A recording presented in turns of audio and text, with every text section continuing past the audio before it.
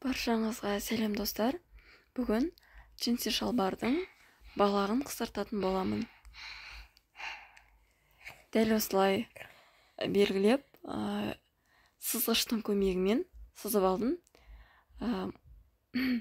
Осылай матаны қайырып, астыңғы бөлігінде сызып шықтым. Енді төмен қарай 3 см белгілеп, оны да сызып шығатын боламын.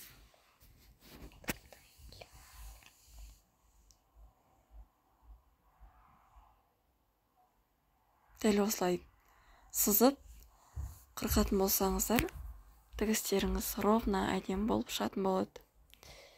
Артық матаны қырқып алып тастаймын. Енді машинкамен тігіп шығамын.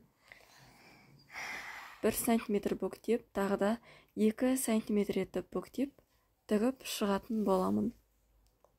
Дәл осылай екінші бөлікті де тігіп, болған соң жақсылап өтіктеп шығамын. Сонымен шалбар дайын.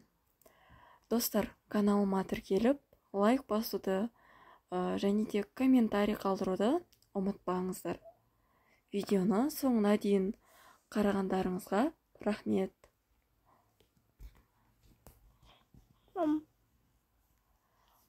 Сіздерге пайдалы болды деген ойдамын. Алдағы уақытта бұдан да жақсы бұйымдар тігіп салуға тырысамын.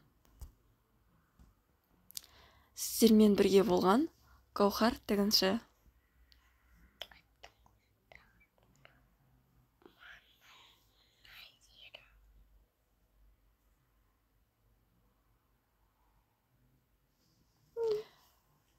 Өте әдемі, аккуратно болып шықты.